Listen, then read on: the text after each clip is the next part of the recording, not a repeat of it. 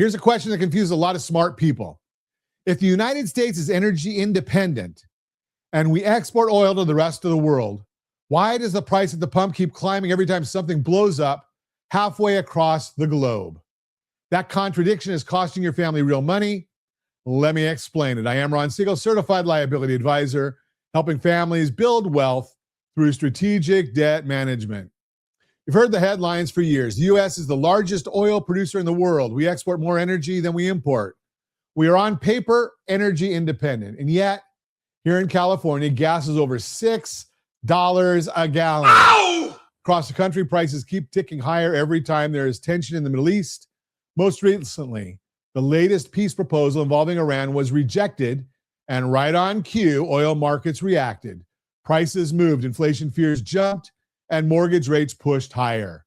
So what's going on? How can we produce so much oil and still feel pain at the pump?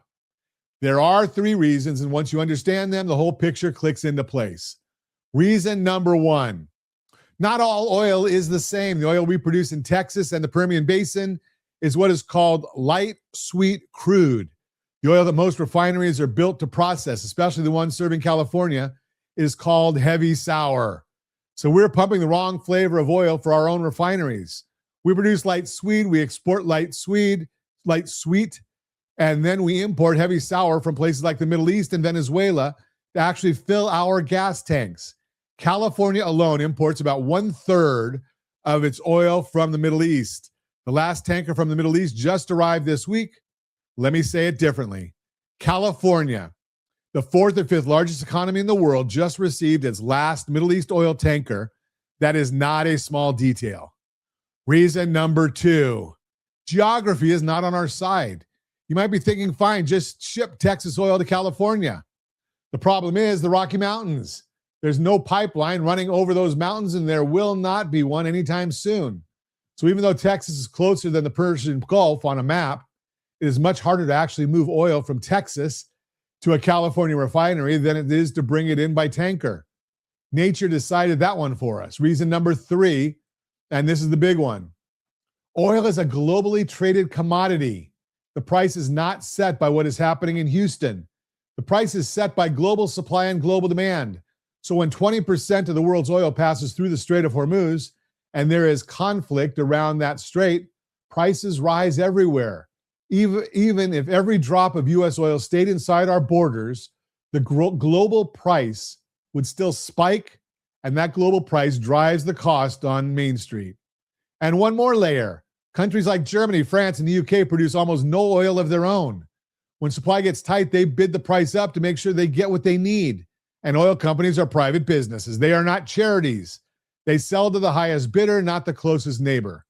So when the world bids more, Americans pay more, even though we are sitting on top of the stuff. So what does this mean for you? It means your family budget is taking a hit on two fronts at the same time. Front one is at the pump, front two is in your interest rate. When energy prices rise, inflation rises. When inflation rises, bond yields rise. When bond yields rise, mortgage rates rise. The April CPI report expected to push year-over-year inflation. We talked about that already, and that's a big part of that bump is energy. That is not a number on a screen. That is a real dollars on your mortgage payment, your car loan, and your credit cards. Here's the truth nobody is telling you on the news. You cannot control the Strait of Hormuz. You cannot move the Rocky Mountains. You cannot force Europe to stop bidding on Saudi oil, but you can absolutely control how prepared your household is when these things happen, because they will keep happening. And that comes down to one thing, knowing your numbers. Most families I talk to have no idea what their actual monthly cash flow looks like, what their credit score is doing month to month, or what their assets are really worth right now. When inflation hits, when rates move, when gas spikes, those are the families that get caught flat-footed.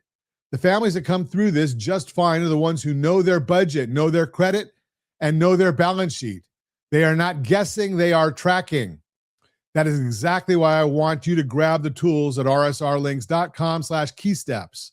It's rsrlinks.com/keysteps. I'll give you free access to a system that tracks your credit, watches your budget, and keeps an eye on your assets all in one place. So when the next headline hits, you already know where you stand. Go to rsrlinks.com/keysteps. That's rsrlinks.com/keysteps.